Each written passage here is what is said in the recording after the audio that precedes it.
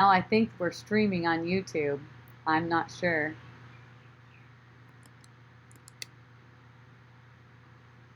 And we're going to go live on Facebook as well.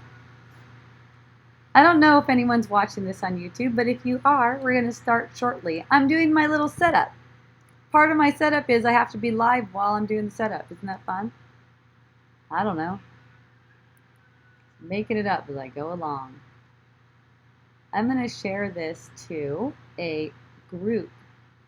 I'm going to share this to my Facebook group called Wisdom Dialogues Online. Yes. Next.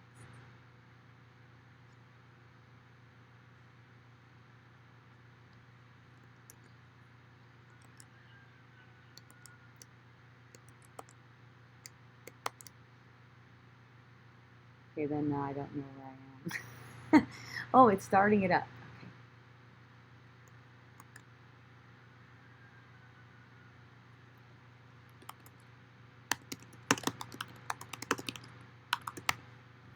Go live. Now we're going live on Facebook. So that's fun. And then it's back to Zoom and we record this to my computer.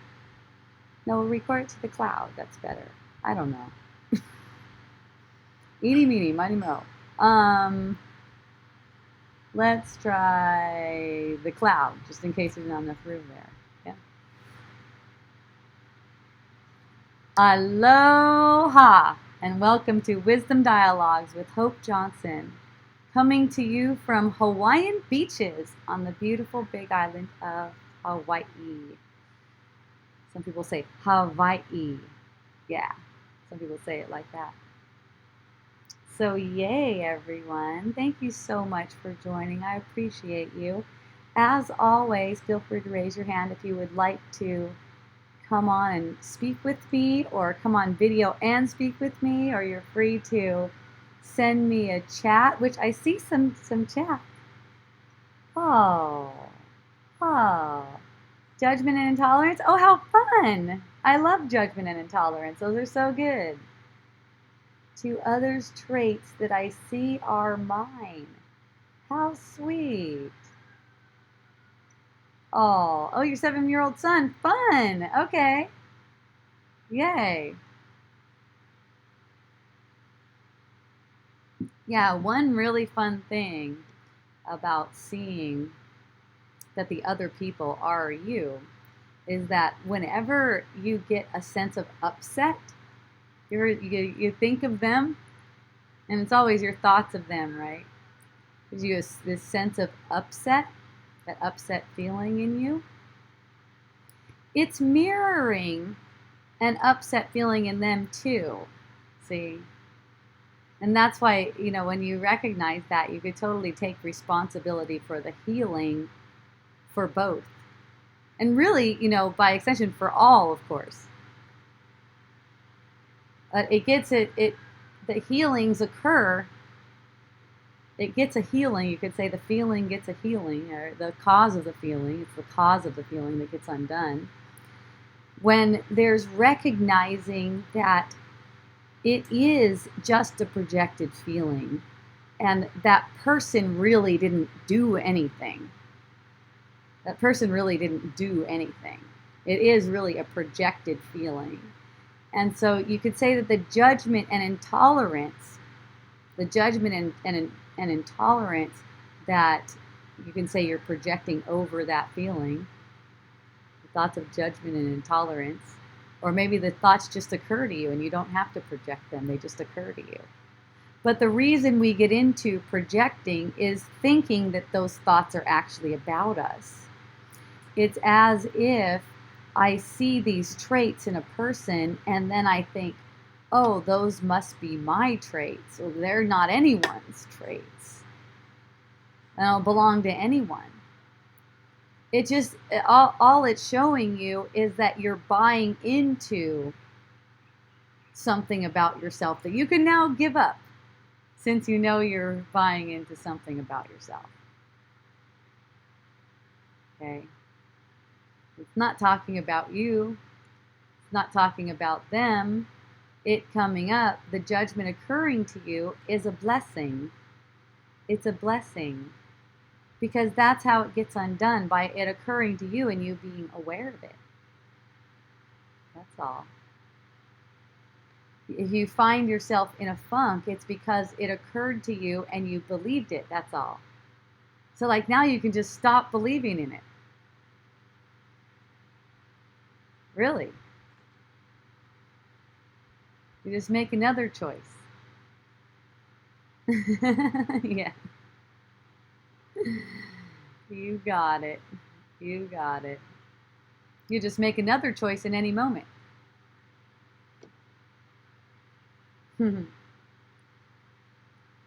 Yeah, I love you. Oh, look, I have a hand. This is so fun. I love hands. I love hands. Aloha. Hello, Hope. Can you hear me? Yes, I can hear you, Holly. Would you like to come on camera too? Oh, sure. Why not? Why not? It's so fun. Awesome. You get promoted to panelist in technical terms. I don't know if you can see me or not. Well, I think it takes a moment. You might have Okay. to activate your camera. Let's see if I can do that. How's Oh, that? yeah, there she is. All right. Perfect. Lovely to see you. It is. Yeah, thank you too. It was really apropos what you were just saying, and I had no intentions on coming on tonight. But when you started talking about perceptions, and we had this meeting a couple of days ago at work about introverts and extroverts, and it was more like an exercise to get the morale up a little bit in the area that I work. And it seemed to, I was okay listening with the class and listening to everybody and sort of interacting, but then it seemed to put a person in a category. And instead of being inclusive, I actually felt like I was getting really angry, like, wait a minute, sometimes I'm introvert and sometimes I can be extrovert, but it depends on the company in which I'm in. I can get really excited, or there are people that I'm around that just, they don't have the same energy. And if they all have the same energy that's negative, it might bring me down. So I really felt like I was being labeled, and I felt myself, instead of being inclusive in the class, I felt like I was starting to recoil because I was getting mad. And I thought, is this my perception? Is it just me? Is it the energy? So I really, when I was listening to you talk, I'm like, oh my gosh, this is exactly what I was doing the other day. How wonderful. Yeah. Isn't that so fun to see? It is, because it gave me, I was trying to open up going, okay, what is this really about? This can be exciting. I'm trying to okay, what would Hope say? This is an opportunity to learn. Definitely.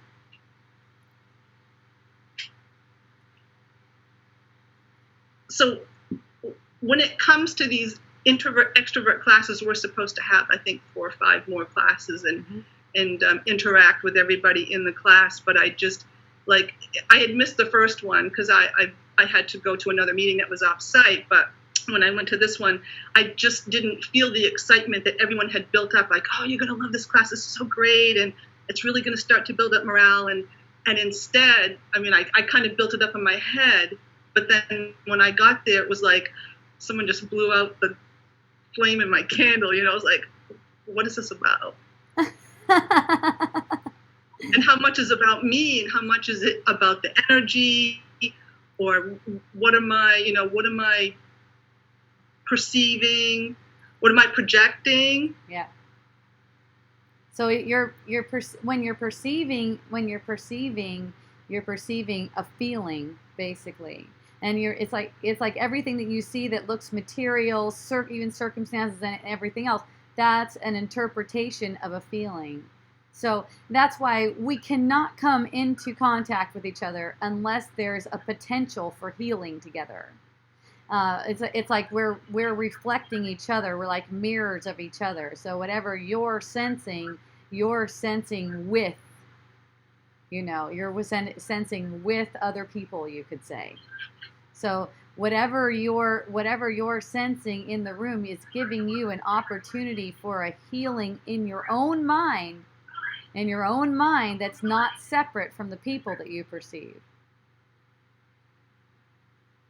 It felt like I had singled myself out, so it felt like everybody in the room, which was about 15 people, they were happy and like I said, they were interacting, and I just sort of stopped. So Yeah. I felt like the only healing that had to be done, I'm thinking in my mind, it's like it was me and not them. Yeah, it's always your own mind. It's always your own mind. And look, don't look at the surface perception, what they seem like, what they look like, they're excited, whatever, or anything like that. Look at the energy, because it's an emotional journey. It's an emotional journey, and there's two emotions: love, fear. Love, fear. So whenever you're picking up on a fearful, any of those feelings that are fearful, even like, say, anywhere from full blown fear to hatred, greed, irritation, any of those things, it's all fear. It's all fear based.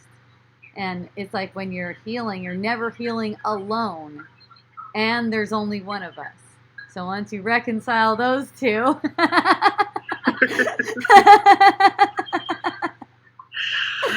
Oh, well, it sounds much more fun when you're saying it. it's really fun. Yeah. It's really fun because you're the one with dominion, and everyone over their own dream has dominion. Everyone has dominion. You could say you have dominion over the world. But if you're the one who knows it, if you're the one who knows it in the room, you're the one with the responsibility.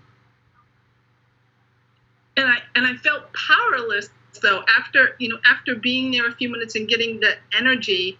All of a sudden, I just felt powerless, like, and kind of angry. It's like I feel like now I have to behave a certain way because this Myers-Briggs test says.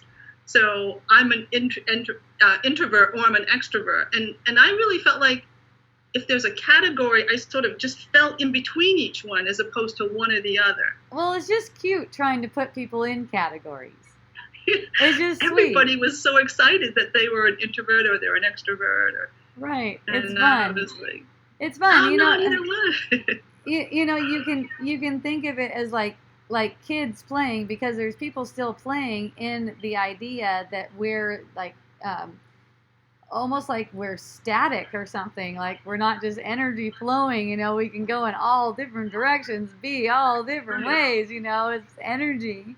But it's just, exactly. yeah, it's just fun to see the concepts that try to contain a person, that are people try to use to contain a person, and it's kind of fun and entertaining, and you're getting angry about it signifies that you're taking it as if it's real and maybe even threatening.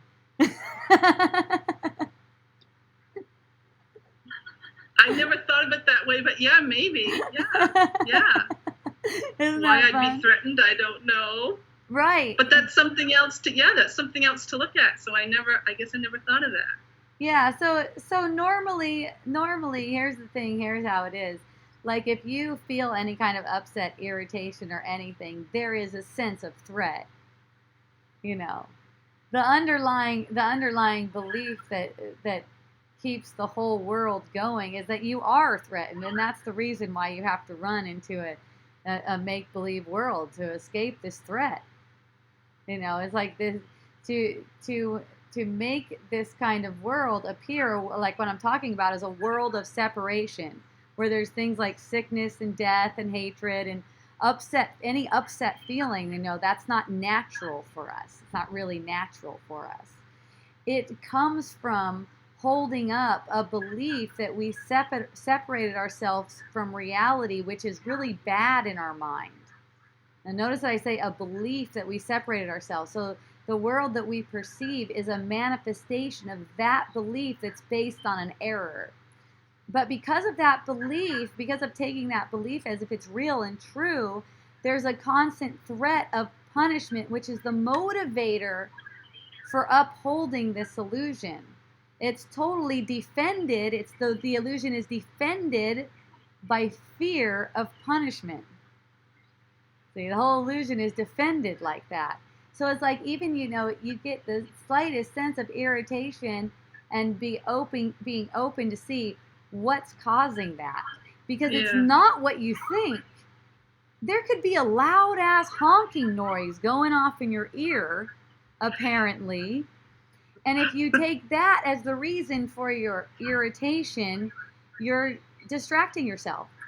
You're lying to yourself. You're distracting yourself. It doesn't matter what it is that you feel irritated. It seems that you feel irritated about. You have to get beneath that in order to see. And in order to get beneath that, it takes willingness to surrender that. Lay it down. Don't hold on to it. It's like, one guy whose book I read, it's called The Presence Process. I read this book a long time ago, and at least one of the things he says really sticks with me. It's dismiss the messenger, whatever the messenger happens to be, whether it's like an inanimate object or a person or a group of people or a concept. Dismiss the messenger and just feel the feeling. Just get the feeling of it. And it's getting the feeling of it, knowing that you projected that entire scenario just so you can get that feeling. It's really sweet. So if I projected it just to get that feeling, yes, because the feeling was a mixture of anger and some anxiety and pressure. So I don't really. Whoops! Gotta hold on, Hope. I gotta plug you in here. No worries. No worries.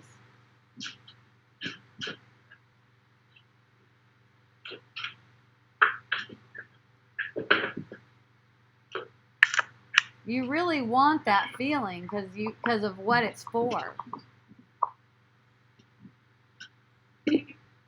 Oh, good. We're having a thunderstorm, so I had unplugged, but I guess I was running out of battery. Okay. And I think that made my connection worse somehow.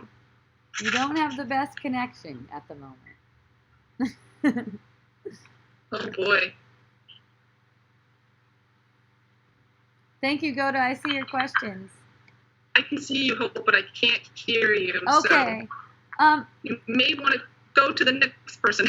Well, I'm gonna mute you and answer that. And then if you have more questions, chat me. Okay. I got to stop pinning your video first before I could do that. I can't hear you, but I can see you. Okay. Okay. So I muted Holly's audio. She was asking about the anger and whatever the other feeling is. I forgot whatever the other feeling is. And, a lot of times people say, why would I do that? Why would I project a scenario just to get a feeling? Because of what it's for. Because it's that when that feeling arises, it gives you the opportunity for a healing. I'm not kidding. It's like a healing miracle. You can call it a miracle because it changes everything. It changes the way you're looking at the world. It changes your mind about who you are. Okay? Because you're taking yourself as small. If you ever have an upset feeling, you're taking yourself as small. And you know why you want that feeling? So you can see that you're taking yourself as small. You can see that. You can get that. Okay? And that'll help you to recognize what thoughts you're holding against yourself. That's what the feeling is for. This whole illusion is for undoing the main thought against ourselves, which is that we're guilty. We separate ourselves and we're guilty and we deserve punishment and we're in fear of punishment. Okay? It's for undoing that. And it's a feeling ride. It's a total feeling ride of undoing. It's all feeling. So, when I get a feeling like, they're putting me in a box, for instance. So they're putting me in a box, they're labeling me or something like that. Whatever that feeling is, the anger, different people have different feeling about it come up. Whatever the feeling is coming up for you, you can also rest assured that they are getting a feeling that's equal. Say they're getting a feeling that's equal. And don't even look at what the surface is. Okay? Because at that moment, you're in projecting mode. You're getting a bad feeling. You know you're in projecting mode. Okay? And if you're in projecting mode with a person, they are also feeling that. So you can withdraw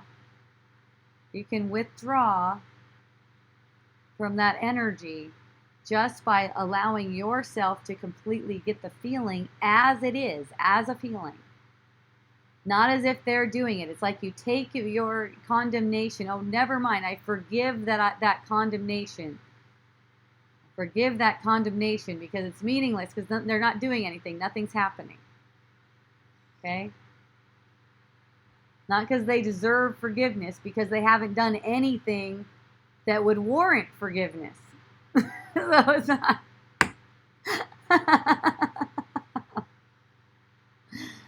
All right. Christine said, I remember. Thank you for Dismiss the Messenger. Yes, Dismiss the Messenger. It's a good one. I don't remember the name of the author of that book, but the name of it is The Presence Process. Recommend it. Hi, I have a couple of questions. Yay, aloha. Does the thought of separation form when we are a baby? No. The body comes separate. It's secondary. The birth is secondary. In fact, there is no birth, really. I mean, we're manifesting every moment anew, kind of like a new birth of the psyche or something. Okay? I'm curious about babies specifically because if they are considered pure, they haven't had the time to develop all these different thought structures. So how are they able to perceive a world? Yeah, I just answered that already. The body is secondary. Body is secondary to the thought. Okay? No thought of separation, no body. No thought of separation, no mom to bust out a baby. Okay.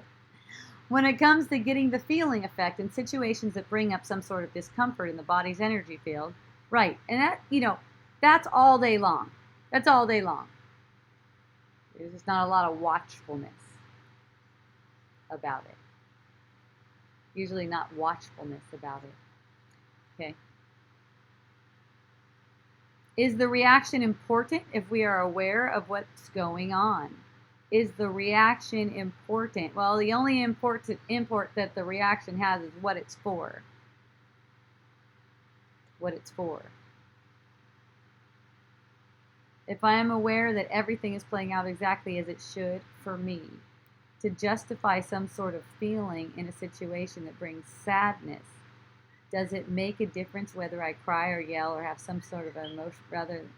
Oh, no. You're talking about surface things. She said, does it make a difference whether I cry or yell or have some sort of emotionally charged reaction rather than staying calm and connected? Yeah, it's all for learning and you can't help it. So let that occur. Let that occur. When your mind is calm, you will be staying calm, apparently. That's how that works. When your mind is calm, you'll have the perception of being calm.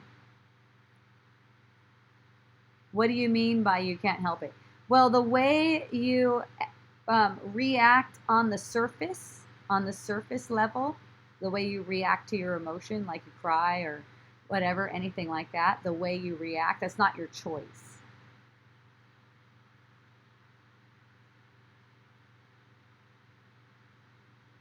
But you always, always, always, always have a choice in how you're going to see that. How you're going to see your reaction. See. Remember, it's all for learning.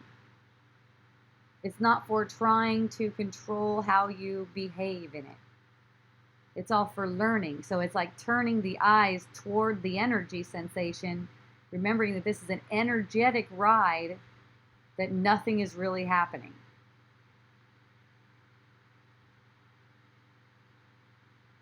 Remember that you have dominion and you're not a victim of anything. No one can victimize you. Okay?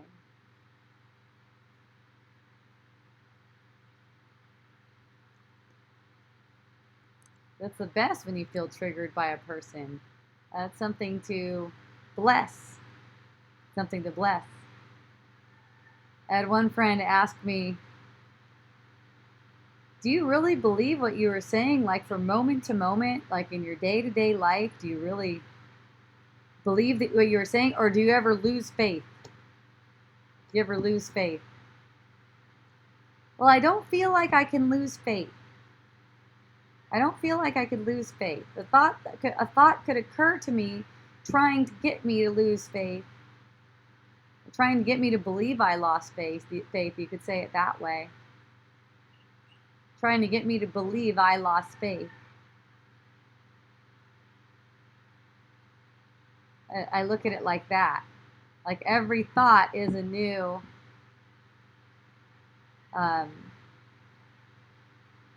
you could say it's a new opportunity to just acknowledge what the truth is, because every thought is like, it's almost like an offering.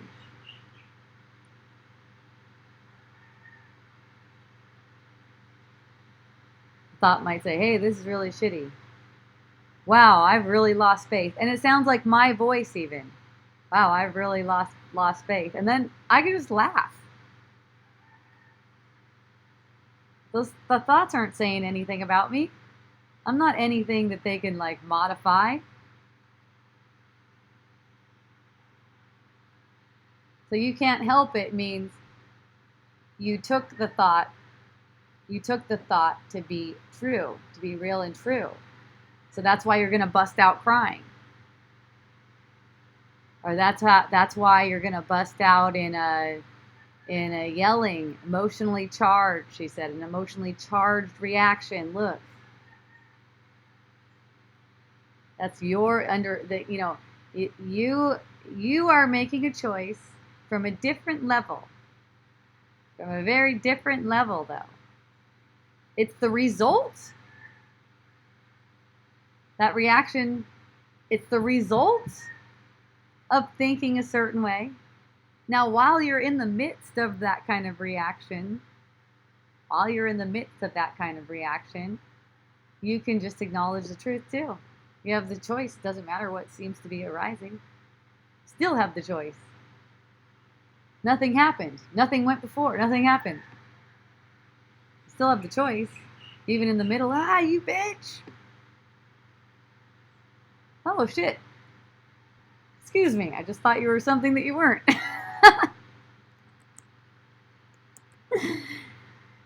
You know? It's happened to me like that plenty of times. Plenty of times. I might be right in the middle of accusing someone and go, oh, shit. Never mind. That's not true. But I just thought, that's not true. Never mind. It's really simple. You can't get it wrong, and you always have a choice. Okay? Can't get it wrong, and you always have a choice. Isn't that great?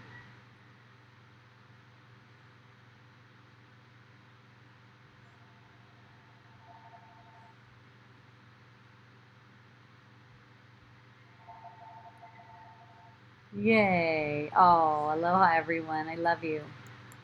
Thank you.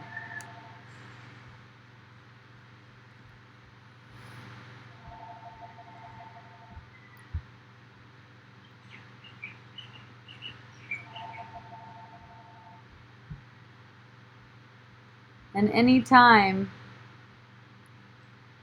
you take what someone else's energy is doing, as if it's doing something to you,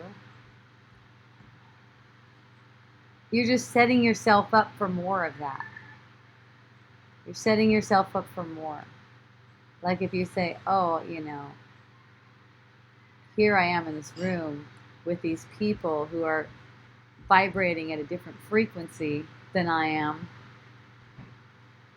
So therefore, this is draining or something like that. I don't want to be here. The only reason the ego's voice, and that is the ego's voice always saying stuff like that. The only reason that would come is to distract you from what it's for.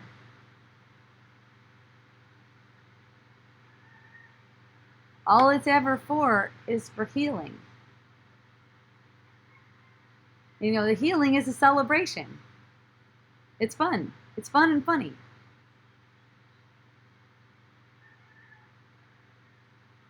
So you get the feeling of what's taking it as if it's serious. What's taking the lightness away from it? What's taking the joy out of this?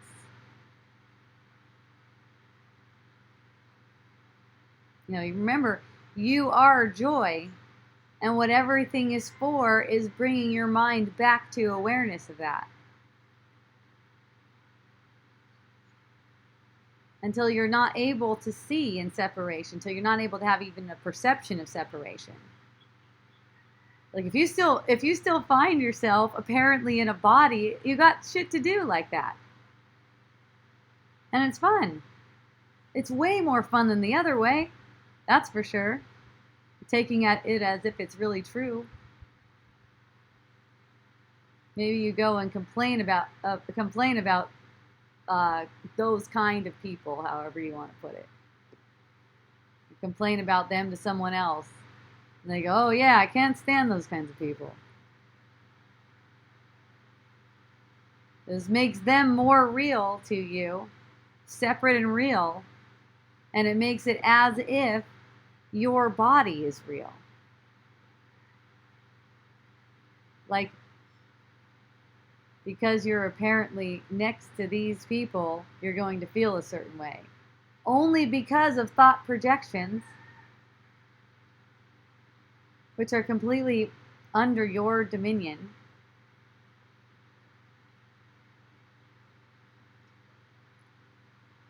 Basically, accepting the forgiveness is accepting the forgiveness for your own mind, for what you made them out to be. We're never perceiving people as they are. We're never perceiving ourselves or anyone else as they are. That's why there's this sense that there's a need to control our lives. Like where we go, who we see. And we don't have any choice in that. We're not even going to pass someone on the sidewalk or drive next to them in our car unless there's some healing to be had between us. Okay? No choices on the surface. When you recognize there's no choices on the surface, you know what? You can use all of the perceptions for healing. What causes this perceiving, this misperceiving? You can call it misperceiving.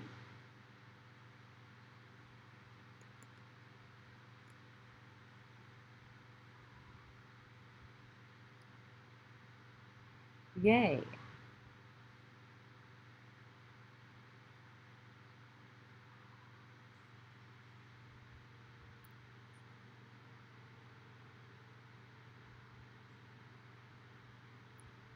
When misperceiving is permitted, when it's just permitted to be the reality, be what's accepted as reality, the misperceiving is allowed to be accepted as reality, basically that's like an attack on the body. It's making illusions of sickness and it's leading toward death. And that's why we have the perception of these bodies getting weaker and sicker and older and dying. Isn't that fun? It's funny.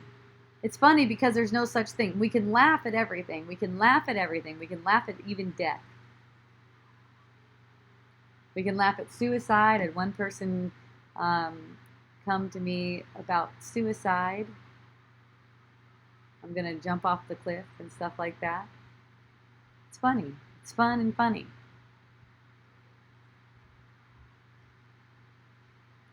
And totally okay because nothing happens. She was telling me how she feels so guilty because she wants to jump off a cliff, but a lot of her friends and stuff and family and stuff are saying that's the most selfish thing you can do. It's the most selfish thing you can do. What's funny about that is it seems like it makes her want to jump off the cliff more.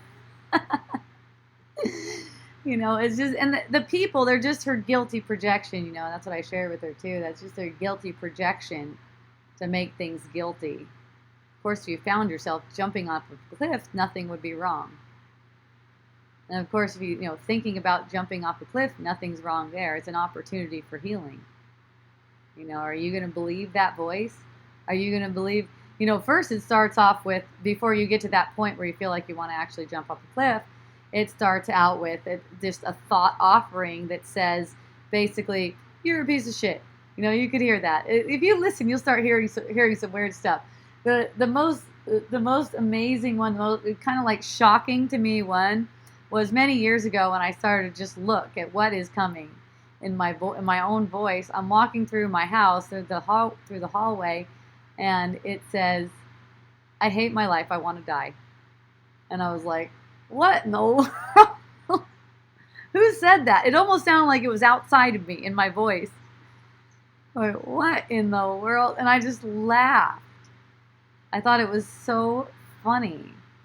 It's like this kind of talk goes on, and I've talked with people before, and I've talked to them about the death wish, and they're like, "Oh no, I don't.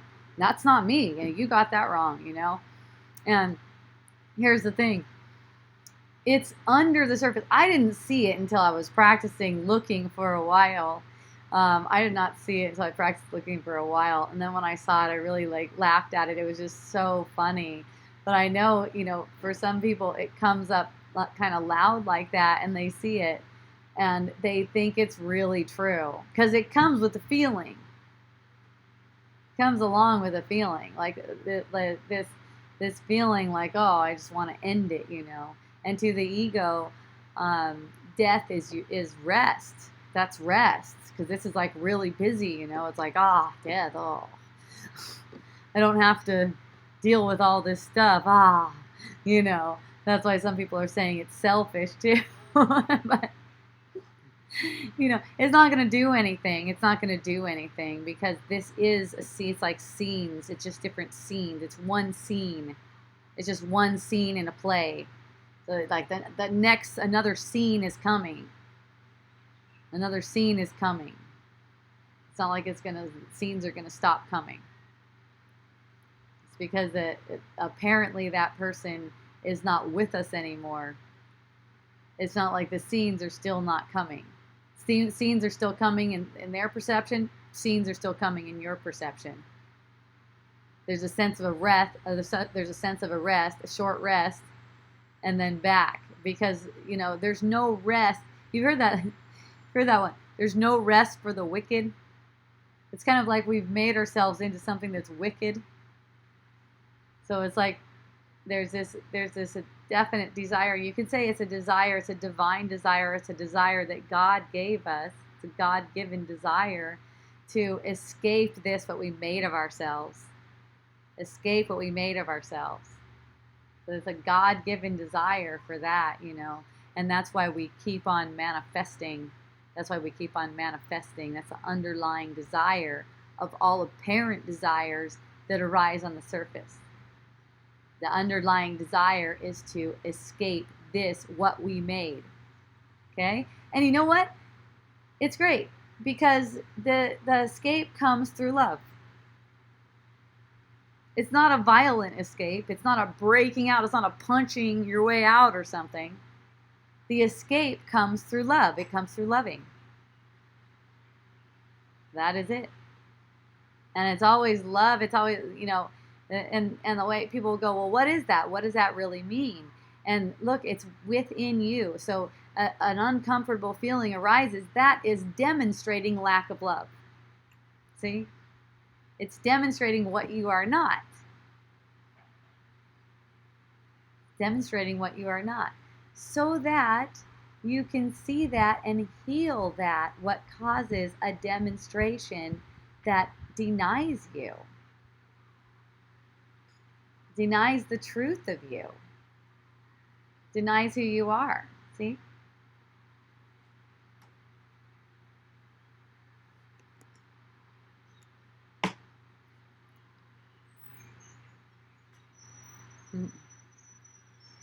I think I see all the comments, but I'm not sure.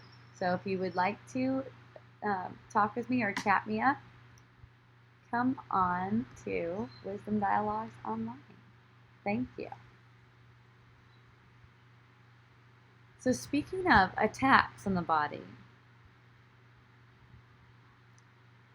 all these thoughts that are believed that make it into something that it's not are the cause of the body appearing at all, and also the cause of the body appearing to get sick, to get old, to pass away, to get weak, say.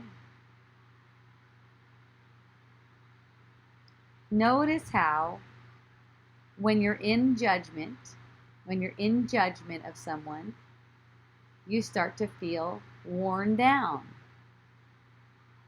Some people even say that straight out. Oh, this girl, she's wearing me out. She's wearing me out. Like that's just normal. Like it's truthful, as if it's truthful. It's only your thoughts that can wear you out. It's only what you're thinking. It's only what you're believing about them that can wear you out. Okay.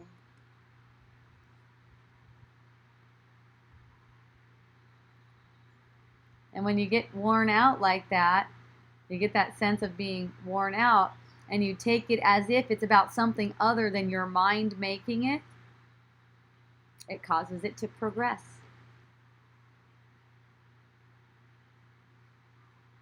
You want to see sickness heal very quickly? Admit that it's only coming from your mind. Admit it. From moment to moment. As it seems like it's caused by something. Maybe it has a name. Maybe you've given it a name. Maybe someone else gave it a name. Maybe it's called, I don't know, cold sore came to mind. Maybe it's called cold sore. Maybe it's called PMS. Maybe it's called cancer. Maybe it's called Lyme disease. Doesn't matter. Admit the truth. Admit that it's coming from thought. It's a manifestation of thought. And you have complete dominion over it.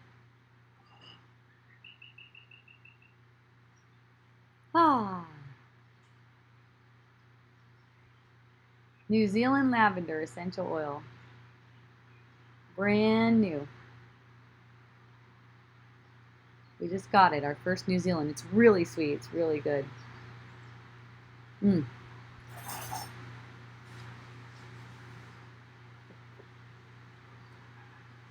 Smell an essential oil. I've heard one of those.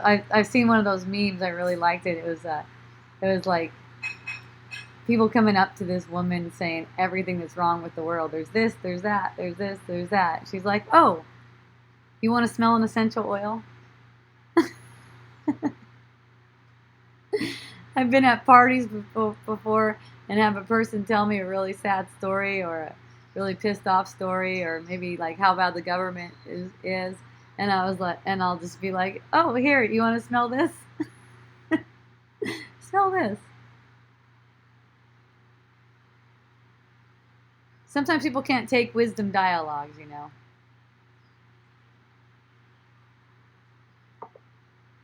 Sometimes they just need to smile or smell something good or have a hug, you know.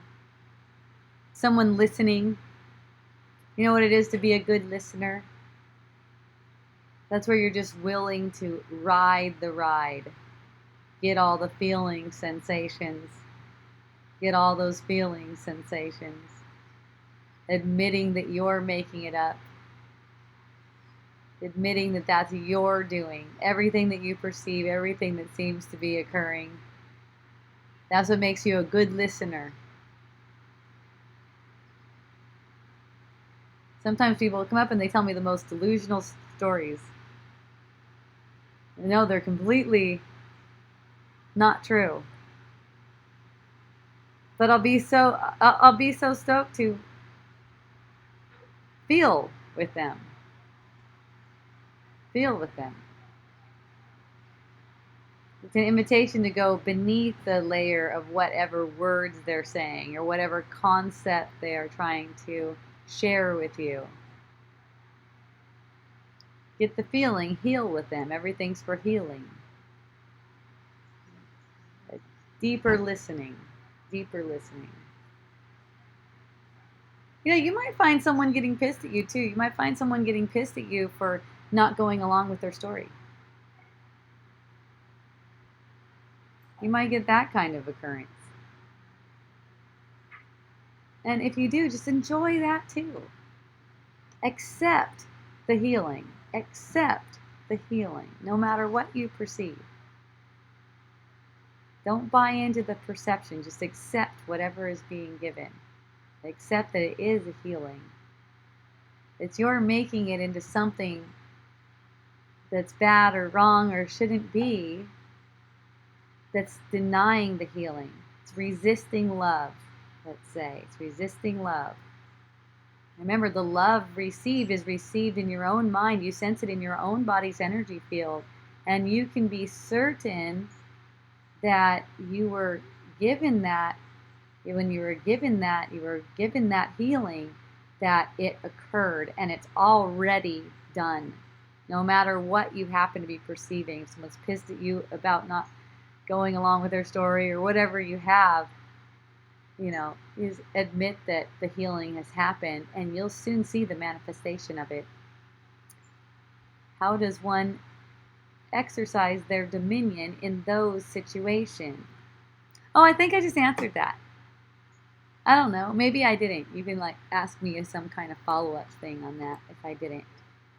But yeah, you don't need to see the manifestation to know, because you accept it for yourself. You perceive the miracle for yourself. You perceive that accepting it. Oh, yay! You perceive it for yourself, and you accept it, and you don't go back on it. You don't change your mind on it. You don't have to change your mind. You can if you want to, because you can stay in it as long as you want. It's okay. It's not bad or wrong. It's just painful. It's painful for you. But it's a pain that you obviously want, and it's blessed.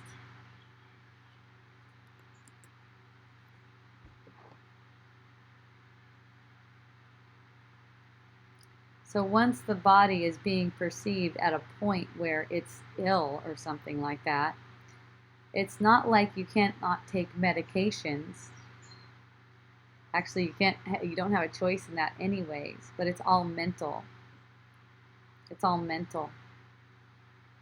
It's all the way you're looking at it. If you're hopeful that a certain medication will give a cure, you know, and I say if you're hopeful, that means a thought arises, says, I hope that this, and you believe in that thought. If you believe in that thought, you're making it again like the body is real and setting it up for having occurrences like this. Setting it up for having sicknesses and whatever, you know, perceptually. They can't really have a sickness. That's the thing. That's the thing. It's so in our mind that it's so malleable. I guess that's a way to say it. It can transfigure in an instant. It can be transfigured in an instant to show apparently healed if there's just no cause for it. If there's no cause for it in the mind. And the cause for it is all belief. It's all self-belief. So in watching that thought that says, I hope this, Let's say aspirin for a headache, just to give an example, it could be anything. Hope this aspirin takes away my headache. And you just recognize that that thought is completely meaningless because there's no way an aspirin could take away a headache. It's just meaningless. It's okay that you're taking the aspirin, apparently, that seems to be happening on the surface, but your mind would be using that thing to make a magic trick. That's how that apparent headache healing would go down. Your mind would be using an aspirin. It's totally different than the aspirin having power. Your mind would be using that aspirin to make a magic trick. And you don't have to hope that the mind can use that to make a magic trick. It can. Your mind can use that to make a magic trick. It totally can. And you know, it will if that's what's necessary for healing. That's not real healing, though. Making a magic trick, you can call it more like recovery. Recovery is a good word because it's like recovering it up. Recovering it up. See? And you know, if it's conducive to healing, the recovering it up, then that's going to be what you're perceiving. If it's not, then that's not. The aspirin's not going to work. Apparently, it's not going to apparently work.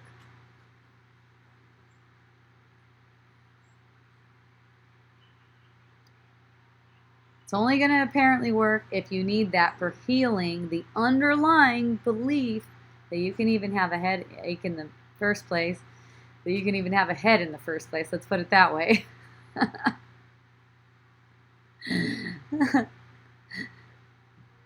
That's the only way it's going to manifest as apparent surface level healing, as in the headache's gone, if you need it for the healing the thought process. It's beneath it. It's beneath that. See, you won't even be able to conceive of headache when it's all healed. You won't even be able to conceive of it for yourself or for anyone else for that matter. So what's being asked here is to recognize that all sickness, all maladies, even aging, even death, it's a manifestation of the mind, and it has no cause other than the mind's attraction to guilt. It has no cause in the physical manifest world. It has no cause. Because when you make it as if it has a cause in the world, you make it real. And when you make it real, you set up for more of the same, extending time. With every death, it's extending time. There doesn't need to be death. Eventually, we won't be seeing death. We'll be seeing less and less death. These bodies can just go poof, poof. They don't need to be buried in the ground. They don't need to be left behind like some trash or something. Thing that gets all smelly. It's hilarious. Gets all smelly. They put it in the ground. They go up and they sit by that smelly thing in the ground. Talk to it. Talk to it. You know, the funny thing is, when there's the imagination of death occurring, there's not that barrier anymore. There's not that barrier anymore between you and your loved ones. That's what's funny about it. You know, the ego props that up, that death thing up, is like, oh, they're gone. No, they're not gone. They were never even here like that in the first place. No one's gone anywhere.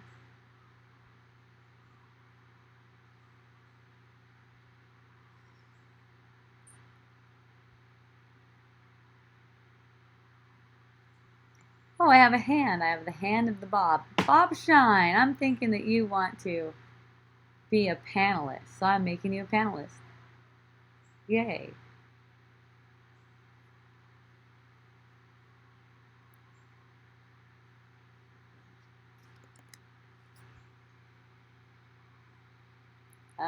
Maybe not. He's not there. Oh, here he comes.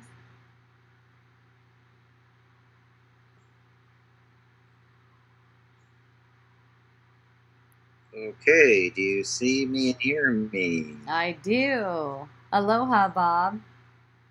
Okay, here we are. Yeah, so it was interesting. Right at 3 o'clock, someone decides to turn off the power and change a light fixture. So I coming on a little late here. Right on time. But yeah, so then I was just thinking about how it says in the Bible, God is too pure to behold iniquity. So it's like, you talk about, well, people focus on what's wrong with money or what's wrong with the government, sickness, all the horrors of the pedophilia and child trafficking, all these negative things. But God is too pure to behold iniquity, to behold those negative manifestations. So that's why a Christ consciousness can come in contact with all these negative things and transform them in through love into healing and oneness and transformation. And so that's just it. The more you dwell on these negative things, your diseases, what's wrong with the planet, the government, or whatever, you're feeding those negative things. You're not creating or being a transparency, a source of inspiration for spirit to move through you and create a world of, of Christ.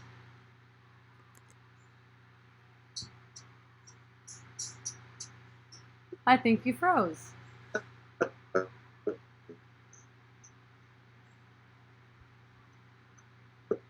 That looks Christ's wild. kingdom. Hey, you came back. You can't hear me anymore? You keep pausing. Oh, good. Yeah. Okay. Yeah, it might be the connection. So yeah. So then you talk about the innocence that if you're innocent and pure, then you see innocence and purity wherever you go. That the all the sins and the diseases and all the errors. That's all it is. It's just errors that is transformed through the vision of being too pure to behold iniquity, to seeing the innocence, to seeing the light, to seeing basically your reflection wherever you go. Whatever is within you is what you're seeing in everyone and everything outside. So, yes. So you know how you get to see like that? You know how you get to see like that? How? Whenever you see something that's not innocent, whenever you see something that looks like it's not innocent, embrace that feeling within yourself. Embrace that within yourself. That's how. Because if you're ever perceiving, I know for me, like if I'm having a perception of something that lacks innocence, I feel hurt. I feel really hurt. So I can't let that keep on going on. It can't go on. So it's like okay, I want to have that. I want to have that feeling effect of feeling hurt right now. And I want to see. Let me see what's really true. But if we lean to our own understanding, so to speak, we lean to our own understanding, as in make that thing out to be real, and even tell other people that it's real, it increases the hurt. It increases the pain within. So that's how you get to, seeing it like that. It's not a matter of making it up. It's not like a matter of painting a pretty picture over it. It's a matter of getting the feeling of it not being beautiful and knowing that you have dominion over it, and you're given the power. You're given the power to see through it. It's kind of like looking past it, and that's the real forgiveness of it. Mm-hmm. So then the negative effects can create a negative feeling in the perceiver, as you're saying in yourself, that you feel a hurt from seeing hurt Yes. in the world or around you. Right. And so then you embrace it in yourself and allow it and love it, and that transmutes it in yourself and then in whoever, whatever the external situation is. Well, for one, I know it's not coming because of the world around me. I know there isn't a world around me, and I'm only projecting a world as if it's around me so I can get that feeling that's all about myself. Mm-hmm. Mm-hmm. See, so it takes away this kind of need to change the world. Because you just change yourself. Well, you change basically it's almost like you change your view. You change what you would have the world be. You change your mind about what you would make of the world. Well, yeah, the world is just a perception. It's not just a big rock floating in space. It's just a sensation. And they say, quantum physics says that our perception of it is creating it. It's not just out there. We're projecting it. And as far as like disease go, there's the new mind body medicine that they have all the evidence that all disease originates in your mind. Yes. Your mind orders your body to have the disease. Yes. It's all within you. Yes.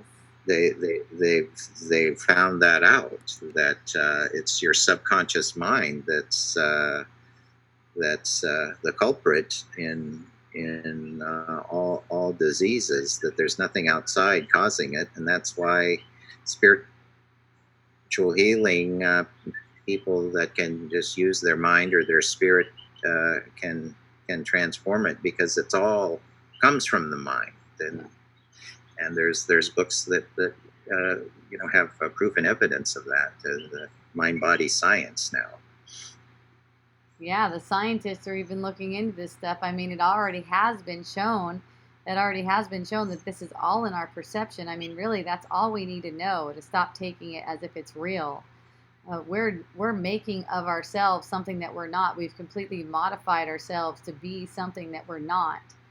And this whole world is all upheld by that idea that we have been modified, that we can modify ourselves.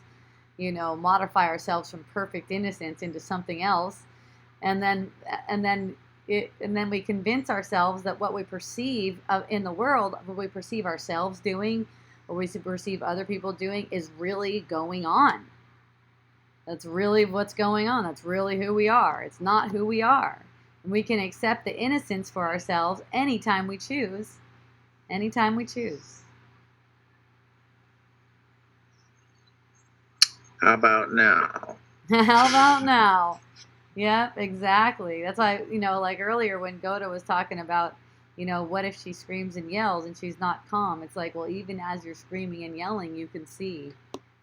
You can make the choice even as, I've found myself crying before, and then right in the midst of crying, immediately, the choice is made for truth, and I'm laughing, and it's like a laughter, like it's wonderful, and thank you, like that. It's like really blessed because it's a healing. It's like there's no reason to cry. There's actually no reason to cry. There's no cause for crying. There's no real cause for it. That's why I can just turn to laughter in a moment. Anger, anything like that. There's no justification for it. Yeah, well, that's just it. Laughter and crying is the same release. So would you rather cry or laugh? Yeah. And, you might say it's the same release, and then, one of them is perpetuating an illusion. One of them is perpetuating illusion. Any sadness that's bought into as if this is the reason why I'm sad, it's perpetuating an illusion. You're not meant to be sad. You're not meant to be anything but joyful. I know there's this movement going on. I see it, manifest this movement about how the crying is really authentic, and it's like, no, that is not authentic. It's an authentic for the ego. It's ego authentic. That's all it is. There's no crying in love. There's no crying in love. Crying comes from, unless you're talking about tears of joy, what I'm talking about. But I mean, crying, the sadness thing, like something's wrong. It's not a problem. It doesn't mean that it's wrong to find yourself crying, but admit what it is. Admit it. It's okay. It's okay. Trying to make that into something else. It's not authentic. It's just not authentic. Admit that it's not. So you don't think if you get in touch with some repressed trauma from your past or something, your childhood, that you get in touch with some subconscious repression, and you have an emotional release, you might cry because you're in touch with some abuse or trauma from your childhood? You don't think that's a valid expression? Well, it's all a valid expression. It's just inauthenticity. You could say it's inauthenticity coming out. Nothing's because wrong whatever with it. happened to you that traumatized you didn't happen. That's inauthentic. Well, saying. Yeah, is it just the whole belief about it? It's like it's playing something out. It's not like there needs to be any violence against that playing out or anything. Let it play out, and of course, receive whatever comfort is coming too.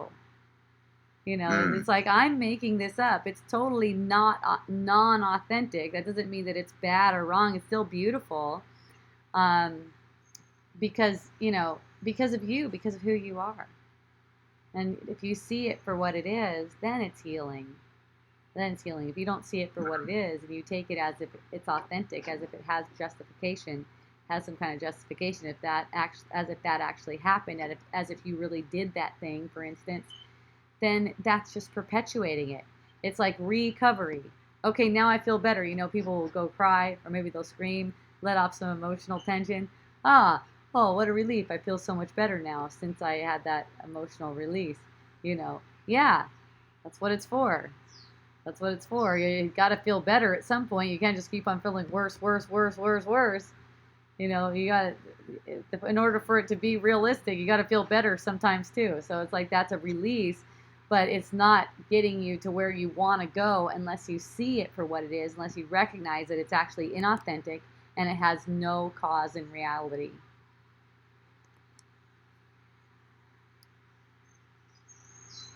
Yeah. So here we are in reality. Thanks for sharing reality and love with us. Oh, I love you. Thank you. So I have a question now from Goda. Oh, thank you. I have a question, or no, I have a question here from Gabriella. Let's see.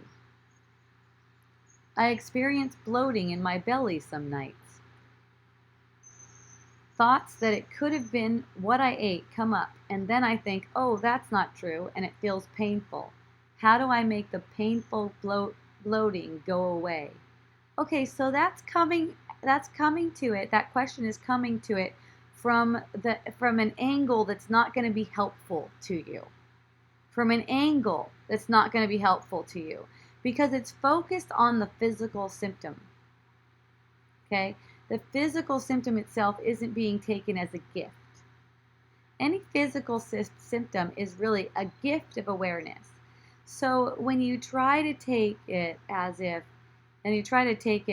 you want the bloating to go away, what you're asking for is recovery.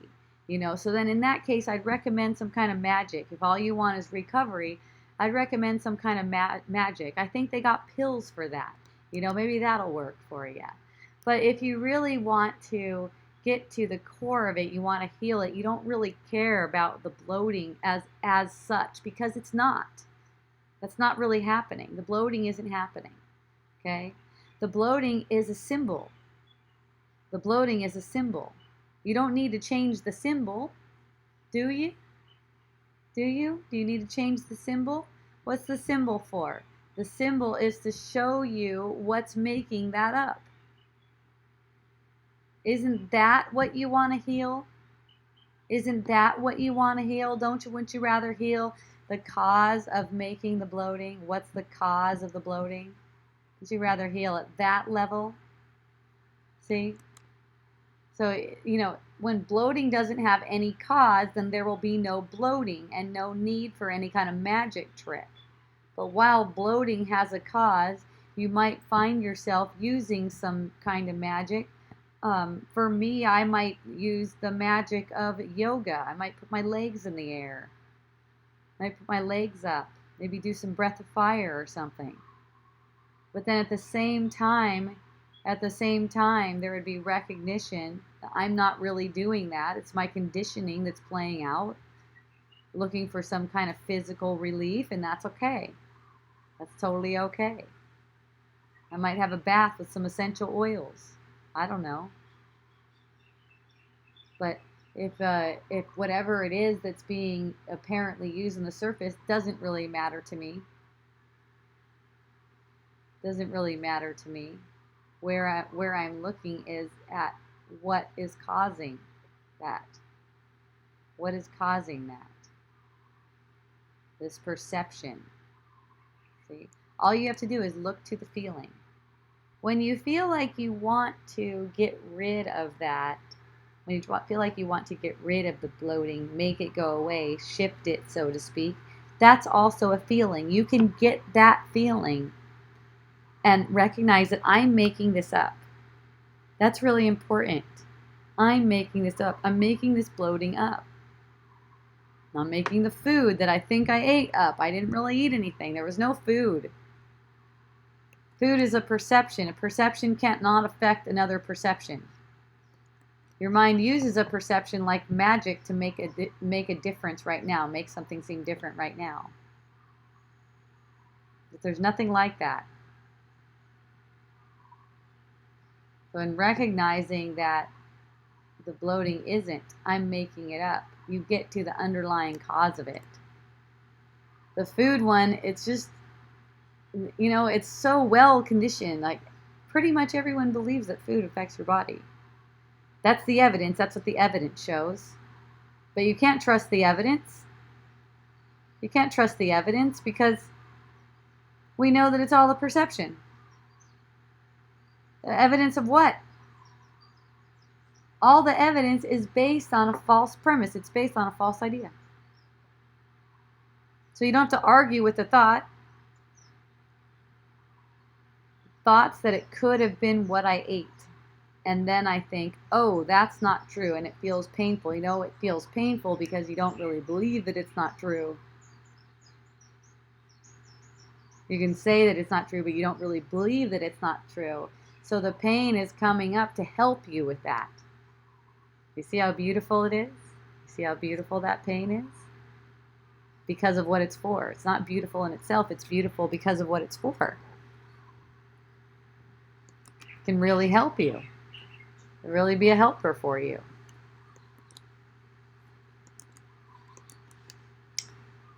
So here's another one.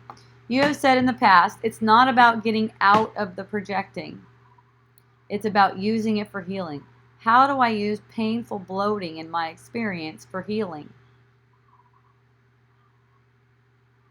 I think I just answered that. Along with the pain, a thought comes up that says, gosh, I'm so fat. Great, I love it. And I feel so much shame for the size of my body. That's wonderful. It's all the same. Make it all the same. Nothing's different here.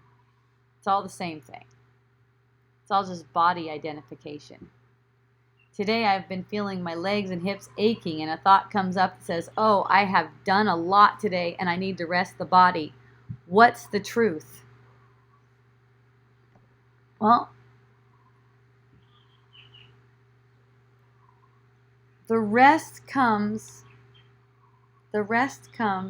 as mental rest, and it manifests as rest, apparent rest for the body. Mental rest. You haven't done anything today. There isn't a day. You know that. I think you know that. So right away, it's like you could laugh about that because there's a day that I could do a lot in. That's hilarious. That's so funny. And now I need something? That's so funny. It's okay.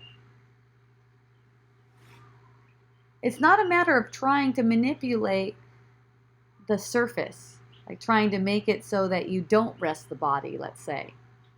You don't have a choice in that. You have no choice in that. But the thought that says, I've done a lot today and I need to rest the body, is saying that the body's real, that the past is real, that you're a doer. All kinds of things are in that statement. It's just hilarious. It's just hilarious.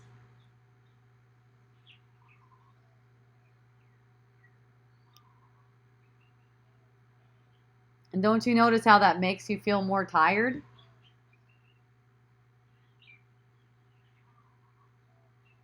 When you recognize that you don't really need anything because nothing happened before,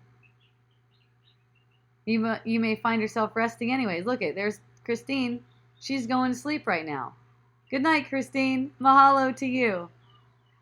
She says time to sleep. She doesn't need to buy into something about that. She can just go to sleep.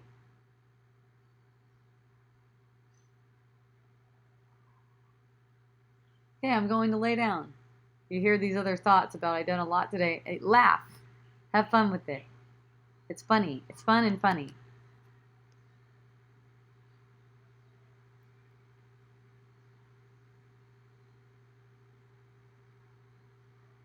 Yeah, momentarily.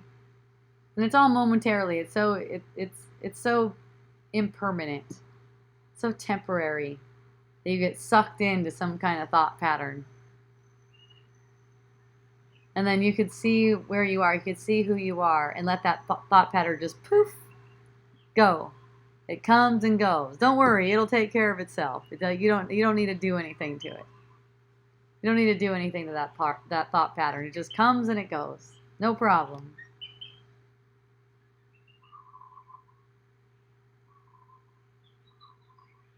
There's that one, oh my gosh, I feel unsupported. Why aren't you guys supporting me? Just let it fly.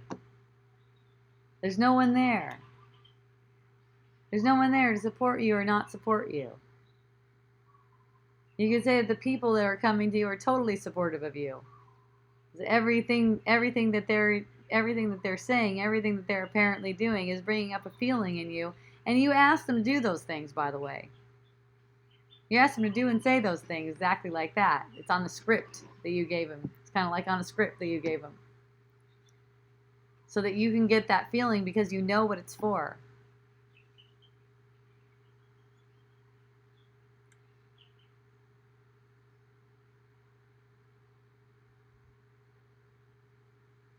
When you know what it's for, you don't mind. You can trust that everyone is doing exactly what they need to do. You could trust that your body is doing exactly what it needs to do.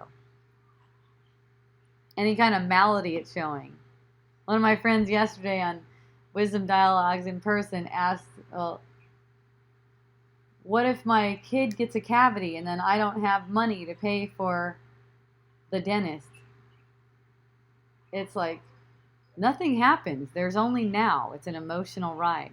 All these thoughts just come up to scare you. If that comes to pass, then it'll get taken care of the way it gets taken care of. And look, it's all an emotional ride. It does not matter what it is. You can throw anything into the mix. It's the same thing. It doesn't matter what you bring to it. It's the same thing every single time. I've been asked this week, well, what about in business? What do you do in business? It's the same. Still the same. Any thought comes up, I need to do this, for instance. You can just laugh. You can let your guidance come in the moment. Constantly come in the moment. Oh my God, what if there's not enough money? You can laugh. There's always enough money to have the experiences that you need. What about the debt? Hooray! That's great. Whatever perception seems to be arising, that's exactly what you need. Being happy to be that one who gets that kind of experience, knowing what it's for. in knowing what it's for. It's this desire to try to change it. It's a desire to try to change the experience. Why am I still experiencing this body fat or debt or not enough or shitty relationships or anything like that?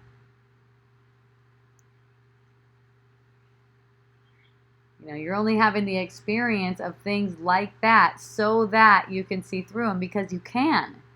You're not being given any more than you can handle. You're giving it to yourself because you know you can see through it. You know it doesn't have any power to affect you.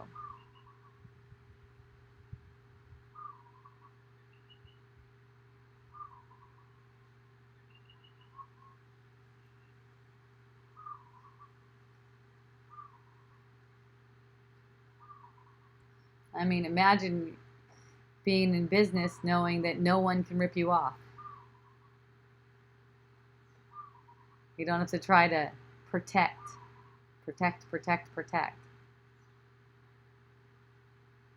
Just get the feeling of it. It's all a ride. You don't have a choice whether you're in business. You don't have a choice whether you have a job. You don't have a choice whether you're a stay-at-home mom. Stop trying to take pride in things, and you won't be made to take shame in things.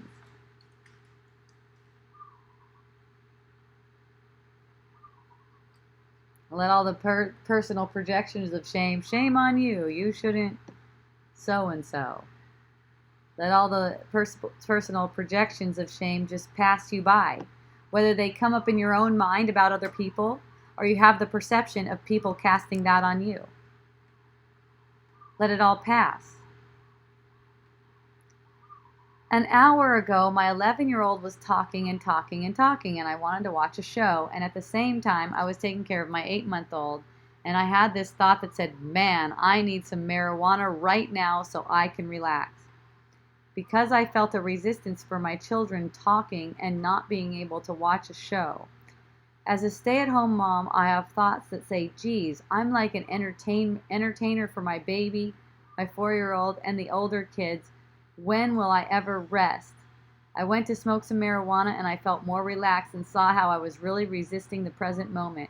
Was I resisting the moment because I was identifying with all of the thoughts that said I should be watching a show right now and do something for me because I spend all day being a mom? No, it's not like that. The resisting the moment is a habit pattern that comes up. So it's really the other way around. Resisting the moment was already a habit before you became a mom. Okay, resisting that's just something that is instilled very, very quickly. It's like, no, even at the birth, it's like, no, no, I want all those lights, cold air, all that stuff. Resisting is kind of like built in. But where there's a desire for more resisting, you can say there's like an ego desire for more resisting. There's the scenario built up, all these special relationships, having a husband and kids and all this stuff. It's like built in, it's made for resistance. It's all made for resistance. All these special relationships, that's what they're made for. I'm not saying get out of your special relationships or leave your family or anything like that. I'm saying use it. Use it. The resisting is a gift. The resisting itself is a gift. So you're in watching the resisting, because the resisting is symbolic of what you're resisting in thought about what you're believing of yourself. Okay? It's symbolic. So it's set up for resisting. These relationships are set up for resisting, and you watch the resistance, and sooner or later, and even from time to time, you're going to see it wear away more and more, where the resistance arises and you can just embrace it, and it becomes exciting. It's good. It's a good feeling. It's not like you need to run away. It's not like you need to run away from it. It's like, yes, you open to it. So, I get the same kind of, I know exactly what's going on because I have 3 kids. I definitely have that perception. When I get the perception that I'd rather be doing something else than whatever's going on, that the kids have me, they want my attention. Let's say they want to show me something, or they have my attention or something like that. I'll let myself be really still inside and look at the resistance, watching the resistance. I'm still listening to the kid. Both of these things can be accomplished at the same time. I'm still listening to the kid. I'm listening to him very deeply, in fact, on an energetic level. Energetically, I'm listening very deeply. I can still hear the words that are coming out of their mouth and respond and everything like that. But I'm listening on a deeper level so I can sense my resistance to it. And in sensing the resistance, it allows more of that peace to flow in and allows it to see the silliness of what I'm holding up to make the resistance in the first place. And it's just like it's like it brings you back to the moment. So it's like you can use any resistance to bring yourself right back to the moment, and that's why it's super blessed. And that's why we have kids. That's how they teach us. That's why we interact with anyone. That's why anyone interacts with anyone. We teach each other. We show each other where our resistance is. Okay? And we heal together. We heal together like that.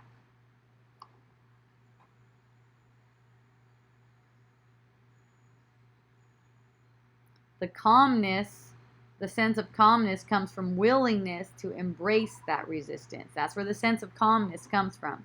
You cannot make yourself to be calm. People can feel you. You're naturally calm. You're already calm. In reality, there is no resistance. Right. You're making up the resistance. Right. You're making up the resistance. Resistance is symbolic. It's symbolic of the guilt, so thinking of you're separate. Yes, that's right. Symbolic of guilt from thinking that you're separate. That's right. That's right. So then you don't have to, like if you find yourself smoking marijuana, fine. If you don't find yourself smoking marijuana, fine. Either way, it's working out. You get the sense of resistance and you get the embrace. Doesn't matter. Doesn't matter whatever, kind of thing. But the thought that you need marijuana, that's one of those thoughts that says you're dependent on something. You're not dependent on anything. You don't need anything. You are it. You look through that resistance, whether you have the marijuana or not. Some people will use marijuana to make themselves feel guilty. I've seen that a bunch of times. Yeah, smoke marijuana. Don't use anything to make you feel guilty. I don't care if it's meth. I don't care if you're snorting meth. Don't use anything to make yourself feel guilty. You don't have to. Hey, buddy. Hi. So anytime I feel the opposite of love, I'm making it up to undo guilt, and it's not true. You've got it. Got it. You got it. Peeps got it. I don't know if there's a whole lot more for me to say. These peeps got it. The dialogue of wisdom. The dialogues of wisdom. All right, if anyone has any questions, raise your hand. Otherwise, seems like I'm signing off. Yay. Yay. I'm here every Tuesday, 3 to roughly 5. I love you, Yulia. Thank you, too. If there's not a lot of questions and stuff like that, sometimes it's 4:30, but you never know. So roughly 3 to 5 on Tuesdays. Aloha, Lionel. Thank you for joining. Wisdom Dialogues is available on YouTube. You can also go to hopejohnson.org. That's probably the easiest. Go to hopejohnson.org. You'll get to all the YouTube stuff. I have shorties now. I have little clips, little 2-minute clips. You can check that out on YouTube. You can check out the 2-hour ones, roughly 2-hour ones that I have on YouTube. You can also go there to leave a donation. I have a donation page. Yeah, the donation. Yeah, I do. It's on my website. Jonathan said hi to you. Hey, Braun. Can you come live with me and my kids? That'd be fun. I'm open to stuff like that. That's cool. I'm into it. Lionel loves you. Look. Yay. Wow. Yeah, Braun. Braun's working it. Standing on the soccer ball. don't know why I'm standing on a soccer ball. It's but fun to balance. I'm standing on a soccer ball. So yes, Tuesdays at 3, hopejohnson.org. I love you. You'll also find a link to miraclebotanicals.com where I have the best essential oils in the world. In the bed. Yes, and all different kinds. Oh, I love you. Thank you, Josh. I appreciate you. So until next time, mahalo, aloha, and a hui ho. Well, Aloha mahalo. mm.